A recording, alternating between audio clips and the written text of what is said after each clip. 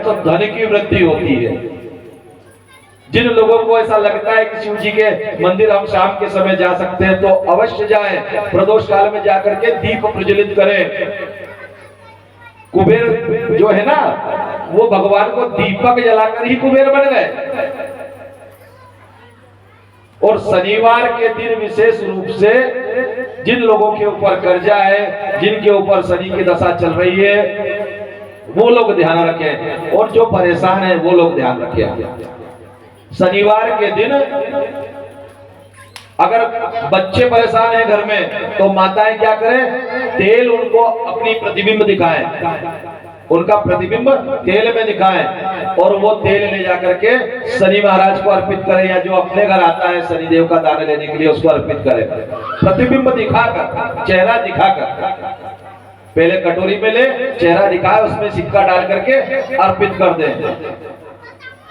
और काले सूत की एक बत्ती बनाए, काला सूत आता ना, उसकी एक बत्ती बनाएंगे। और काले सूत की बत्ती तिल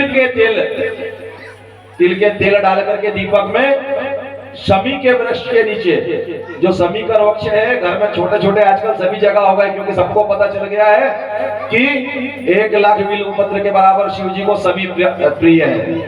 तो आजकल घरों घर शमी पहुंच गए हैं।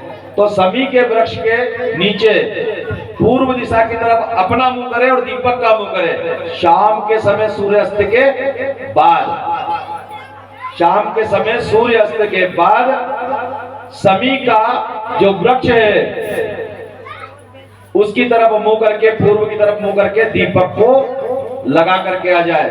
आप 5 से 11, अधिकतम 11 लगा के देखो, आपके घर में परिवर्तन ही आ जाएगा। धन की जो व्यवस्थाएं नहीं होती होगी कहीं से, शनि महाराज की कृपा से अपने आप हो जाएगी, क्योंकि शनि महाराज की जाना ही लक्ष्मी का आना है। बोलो राधे राधे। तो आप प्रयास तो कर सकते हैं, कहीं जाना तो है नहीं, दीपक ही लगाना। और दीपक क्यों लगाते हैं, कभी विचार करा आपने कि दीपक लगाते क्यों हैं? दीपक इसलिए लगाया जाता है क्योंकि कभी भी आपने अगर कहीं देखा होगा, टीवी सीरियल में भी दिखाते हैं, कुछ कुछ विज्ञान उनको जानकारी है, तो जो भगवान होते हैं ना, इनका शरीर 3 तत्वों से बनता है, जिनको हम देवता कहते हैं।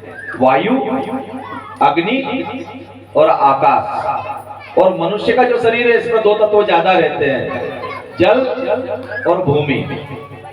ऐसे हमारा शरीर 5 तत्वों से बनता है, लेकिन देवताओं का 3 तत्वों से बनता है।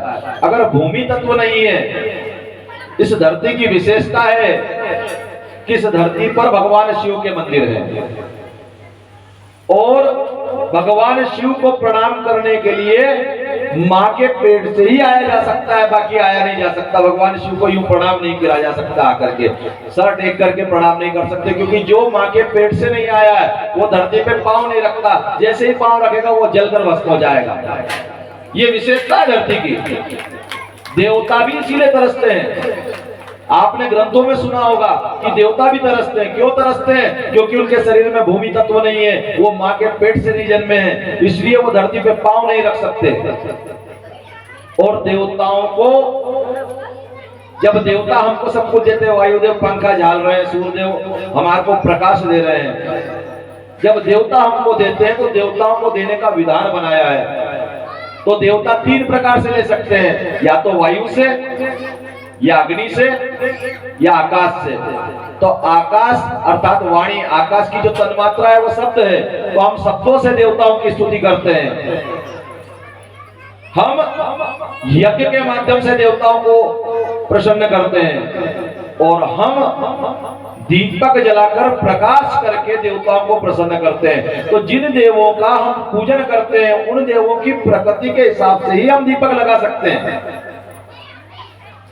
अगर हम माता की पूजन करते हैं तो तेल का भी लगा सकते हैं, घी का भी लगा सकते हैं, लेकिन शिव जी की पूजन में घी का लगेगा।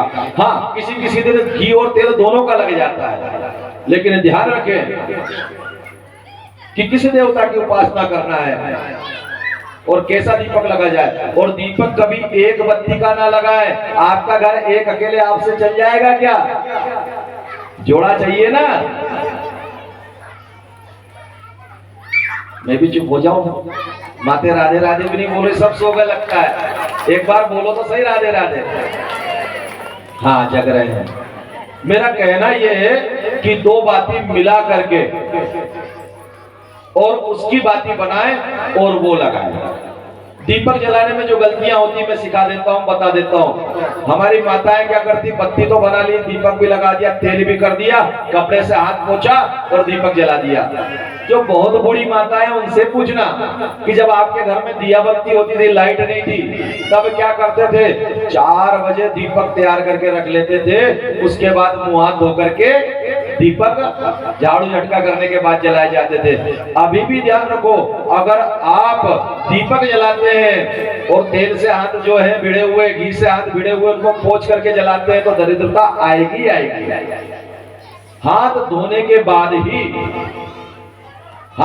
बाद ही दीपक जलाए। दीपक को जलाने का विधान, हम लोग जो छोटी छोटी गलती करते हैं ना पूजन पाठ में, जगह जगह जाकर के पूजन पाठ तो करते हैं, लेकिन वो गलतियां भी होती है। अशुद्धि का अपनी जगह महत्व रहता है और शुद्धि का अपना महत्व होता है। जब देवताओं को दीपक जलाते हैं तो उनका शरीर विकसित होता है और देवताओं को भोजन मिलता है। और जब देवताओं को भोजन मिलता है तो एक बात बताइए, जब आपको भोजन मिलेगा तो आप प्रसन्न होंगे कि नहीं होंगे? होंगे ना? तो जब देवताओं को आप दीपक के प्रकाश से भोजन देते हैं तो वो भी प्रसन्न होते हैं। और देवताओं का काम क्या है? देना। एक बार क्या हुआ, देवता और लेवता किसको कहते हैं? राक्षसों और देवताओं में बात ठन गई। और ठनी क्या बात? बात ये ठनी कि हम श्रेष्ठ हैं। राक्षसों ने कहा हम श्रेष्ठ हैं और देवताओं ने कहा हम श्रेष्ठ हैं। दोनों के दोनों।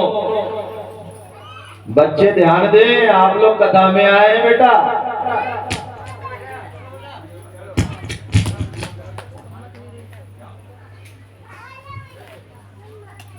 जब देवताओं ने देखा कि ये मान नहीं रहे हैं तो उन्होंने कहा कि हम कहीं पर जाकर के इसका निर्णय करा लेते हैं। ब्रह्मा जी के पास पहुंचे। ब्रह्मा जी के यहाँ भोजन चल रहा था, ब्राह्मणों को भोजन के लिए बुलाया था।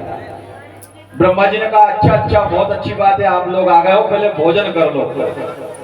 अब भोजन करने के लिए ब्रह्मा जी ने बैठाया और सबसे कहा कि भाई देखो, आप लोग जिस कार्य को लेकर मेरे पास आए हो वो कार्य का फैसला तो तब होगा जब आप भोजन कर लोगे। तो उन्होंने कहा भोजन करने में क्या बात है, अभी कर लेंगे। ब्रह्मा जी ने कहा लेकिन एक शर्त है। बोले क्या शर्त है? बोले हाथ को कोई बीच में से मोड़ेगा नहीं, बगैर मोड़े भोजन करना पड़ेगा। हाथ को जिसने मोड़ लिया वो श्रेष्ठ नहीं, जो बगैर मोड़े भोजन करेगा वही श्रेष्ठ है। अब असुर सोचने लगे क्या करें। किसी ने लिया ऐसा करके ऊपर से डाला, किसी ने इधर लगा लिया, किसी ने इधर लगा लिया। असुरों के दिमाग में कुछ नहीं।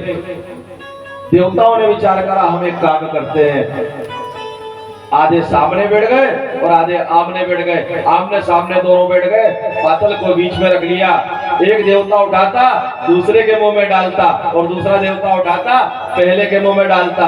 और इस प्रकार सबने सीधे हाथ से भोजन कर लिया। वो नहीं राधे राधे। देवता वो है जो देना जाने, जो देना जानता है, दूसरों को अर्पित करना जानता है, वो देवता है। और जो केवल स्वयं के बारे में सोचता है वो चाहे जहां से ले वो श्रेष्ठ नहीं है, वो कहीं ना कहीं से चोरी करके ही लेगा। तो यदि देवताओं को आप देंगे तो ब्रह्मा जी का आदेश है कि हे मनुष्यों, आप यज्ञ के माध्यम से, जप के माध्यम से देवताओं को पुष्ट करो। वो पुष्ट हुए देवता, आप पर संतुष्ट हुए देवता आपको सब कुछ देंगे जो आप अभिलाषित इच्छा रखते हैं। ये गीता में भगवान का वचन है। भगवान श्री कृष्ण नियमित जप करते हैं। जप का विधान देखा, दिन भर दिनचर्या करते हैं, राजकाज करते हैं, अपने परिवार को पूरा समय देते हैं और समय देते हुए वे भगवान का कार्य करते हैं। नारद जी ने विचार करा कि ये घर में सबको कैसे समय देते हैं, एक के पास रहते होंगे तो दूसरी के पास नहीं रहते होंगे। लेकिन क्या देखते हैं कि इस रानी के कक्ष में गए, वहां भगवान सत्यभामा के साथ थे।